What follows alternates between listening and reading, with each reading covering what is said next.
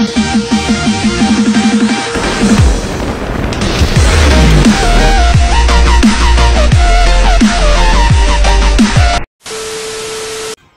guys, welcome back again to my channel Roko the Rider, and after a long time I am making this video again. I know there are some personal reasons, so I was not able to make any vlog or videos so far.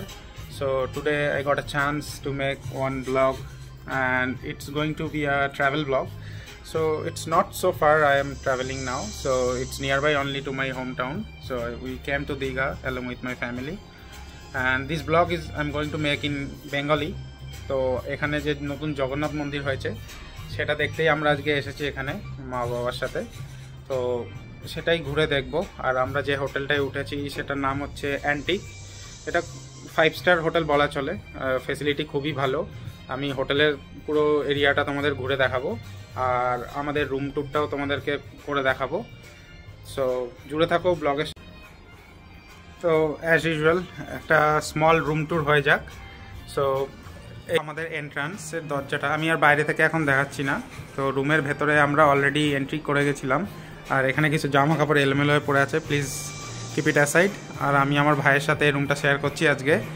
এটা হচ্ছে bed, তোমরা দেখতেই পাচ্ছ। আর সামনে ব্যালকনির দিকটা আমি দেখাবো। একটা টিভি দিয়েছে, আর কিছু এখানে এদের জিনিসপত্র আছে। আর এখানে কমপ্লিমেন্টারিতে যেগুলো থাকে, চা বানানোর পট আছে, চা কফি, কিছু স্ন্যাক্স আছে। আর এখানে একটা এরকম আলমারি টাইপের আছে যেখানে as a storage you can keep your clothes. But আমরা এখনও কিছু রাখিনি, কেন কি আমাদের দরকার পড়েনি এখনও, কেন কি আমরা মাত্র দুইজনই আছি। আর ছেলেদের ক্ষেত্রে সেরকম খুব একটা প্রবলেমও হয় না। আর আমাদের মিনি ফ্রিজটা হয়তো এখানে আছে, দেখো এখানে আছে মিনি ফ্রিজ। এর ভেতরে কিছু সফট ড্রিঙ্কস আছে। তো এই হচ্ছে, আর এই হচ্ছে ওয়াশরুম, খুবই সুন্দর ব্যবস্থা এখানে। এবার একটু বাইরের দিকটা তোমাদেরকে দেখিয়ে দিই। এটা হচ্ছে আমাদের ব্যালকনি। নাইট ভিউটা অসাধারণ আসতে চলেছে আমি জানি, তো দিনের বেলাটা একটু দেখে নাও। এই যে এখানে দুটো চেয়ার দেওয়া আছে, সামনে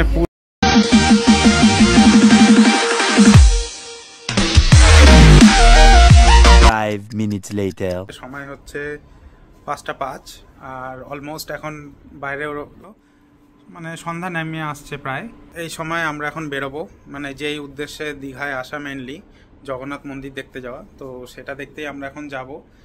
তো এখান থেকে জগন্নাথ মন্দিরের ডিস্টেন্স মোটামুটি ধরে নাও 2 কিলোমিটার্স। জগন্নাথ মন্দিরটা বেসিক্যালি ওল্ড আর নিউ দীঘার মিডলে হয়েছে, তো সেখানেই আমরা যাব এখন। তো বাইরে গিয়ে দেখব কত তাড়াতাড়ি টোটো পাওয়া যায়। তো টোটো ধরে তারপরে আমরা চলে যাব জগন্নাথ মন্দিরে। আর ওখানে গিয়ে কিরম কি ব্যবস্থা হয়েছে, মানে পুজো দেওয়া যাচ্ছে কি যাচ্ছে না, সব ডিটেলস আমি তোমাদের এই ব্লগেই শেয়ার করব। আর ভেতরে কিরম কি ব্যবস্থা তো সেটা দেখব। আমি যতদূর জানি, দেখেছি, শুনেছি যে ওই ভেতরে ব্যাগ নিয়ে যাওয়া যায় না, তো আমরা ব্যাগ ক্যারি করবো না, অনলি মোবাইল অ্যান্ড পার্স। তো চলো, স্টে টিউনড। আর আমি এই হোটেলটা পুরো এন্ড মোমেন্টে বুক করেছিলাম, সেই জন্য মানে আমার মা বাবা বেসিক্যালি নিচের ফ্লোরে, মানে ওপরের ফ্লোরে আছে, সরি 306, আর আমরা আছি 201-এ। তো তার জন্য একই ফ্লোরে পাইনি। আর এন্ড মোমেন্টে আমি বাসে আস্তে আস্তে হোটেলটা বুক করি মেকমাই ট্রিপ থেকে, তো তার জন্য একই ফ্লোরে হয়নি। এখন আমাদের সেপারেট রুম। তো রেডি হয়ে গেছি, এখন ওদের রুমে যাব, ওদেরকে নিয়ে তারপরে বেরোবো। ফাইনালি আমরা রাস্তায় বেরিয়ে গেছি। আর এখন দেখতে পাচ্ছ প্রায় অন্ধকারই হয়ে গেছে অলমোস্ট। আশেপাশের ভিউ কিছুটা, এটা অ্যান্টিক, কি সুন্দর লাইট দিয়ে সাজিয়েছে দিওয়ালি পারপাসের জন্য। আর এই হচ্ছে আশপাশের ভিউ। মোটামুটি সব বড় বড়ই হোটেল আছে এখানে। এটা একটু সি বিচ থেকে দূরে পড়ে যায়।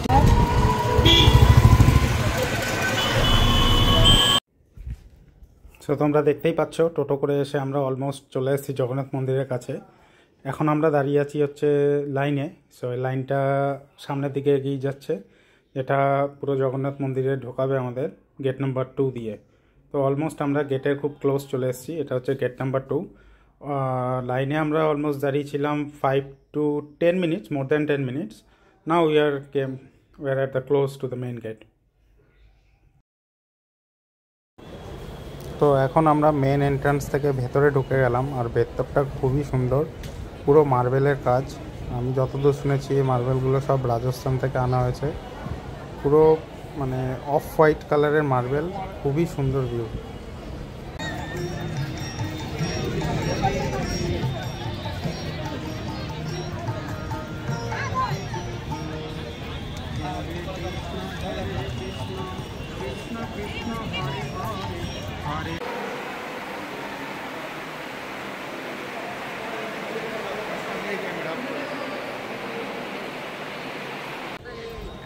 তো ফাইনালি আমাদের মন্দিরের ভেতরে দর্শন করে আমরা এখন বাইরে এসেছি। আর বাইরের ভিউটা আমি ক্যাপচার করার চেষ্টা করেছি। সেটা কিছুটা এরকম লাগছে রাতের বেলা এরা যেইভাবে লাইটিংটা করেছে খুবই সুন্দর। তো এখন আমরা যাব হচ্ছে সমুদ্রের ধারে, এখান থেকে আবার টোটো ধরবো, টোটো করে যাব হচ্ছে সি সাইডে। চলো ওখানে গিয়ে দেখা হচ্ছে। তো ফাইনালি আমাদের মন্দিরের ভেতরে সব কিছু দেখে আমরা বাইরে যখন বেরোই তখন দেখি যে এত বড় লাইন পড়েছে। আমরা যখন ঢুকেছিলাম সেম ছিল, তো সেটাই একটু দেখালাম। দেখে মনে হচ্ছে কোনো দুর্গাপুজোর প্যান্ডেল। রাতের বেলা দীঘার সমুদ্রের ধারের ভিউ কিছুটা এরকম ছিল। আর মার্কেটটা জাস্ট আমি একটু দেখালাম ঘুরিয়ে। তো এই হচ্ছে কিছু ভিউ। দিনের বেলা আরও সুন্দর ভিউ নেব, তো তখন সমুদ্রটা আমরা খুব ভালো করে দেখব। রাতে খুব একটা বোঝা যাচ্ছে না, আর সমুদ্রের জলও খুব বেশি ছিল। আর আমি বলেছিলাম তোমাদেরকে যে রাতের বেলা আমাদের হোটেলের ভিউটা একটু দেখাবো। এই হচ্ছে আমাদের হোটেলের ভিউ। দিওয়ালি পারপাসে ওরা খুবই সুন্দর চেন লাইট লাগিয়েছে, যেগুলো দেখতে খুবই ভালো লাগছিল রাতের বেলা। আর আমার বাদিকেই তুমি দেখতে পাবে এই জায়গাটা হচ্ছে ঠিক পুল। আর এখন পুল ক্লোজ হয়ে গেছে, সকাল 8টা থেকে রাত্রি 8টা পর্যন্ত খোলা থাকে। আর এই নিচে হচ্ছে রেস্টুরেন্ট, যেখানে বসে তোমরা চাইলে খাবার অর্ডার করে খেতে পারো হোটেল থেকে। কিন্তু একটু আমার ওভার প্রাইস লেগেছে, তাই আমরা হোটেলে রেস্টুরেন্টে আর কি খাইনি। তো দেখলে কি সুন্দর ভিউটা। আর এখানে একটা রয়েছে ছোট্ট children's park. Now welcome from Digha মোহনা।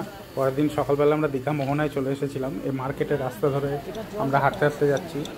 তো রাস্তাটা যেতে যেতে ডান দিকে দেখতে পেলাম মোহনার সুন্দর সমুদ্র সৈকত, আর বাঁদিকে ছিল হচ্ছে নদী। তো এই নদীটাই বেসিক্যালি সমুদ্রে গিয়ে মিশেছে। আর এই হচ্ছে সেই মিটিং পয়েন্টটা, এখানে ওরা একটা বাঁশের খুঁটি দিয়ে ওটা বুঝিয়েছে।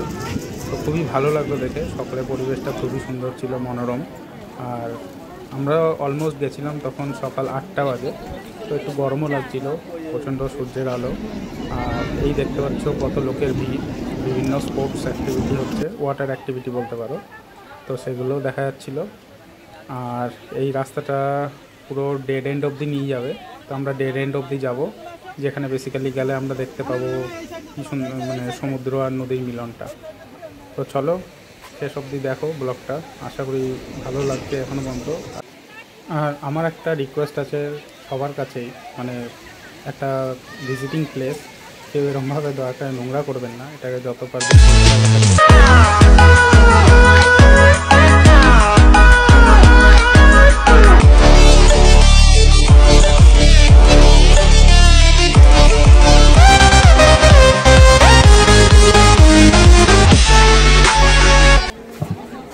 A few minutes later.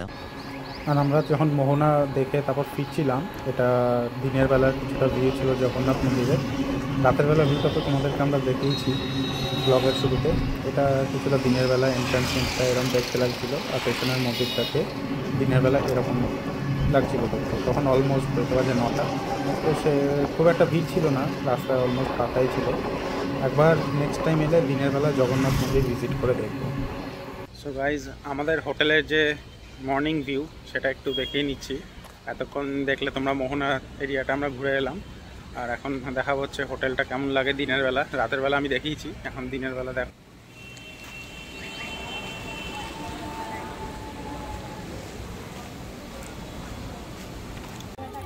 So finally আমাদের দীঘা ভ্রমণ এখানেই শেষ।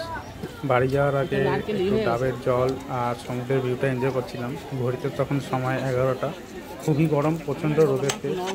তো তোমরা দেখতে পাচ্ছ কেমন ঝড়।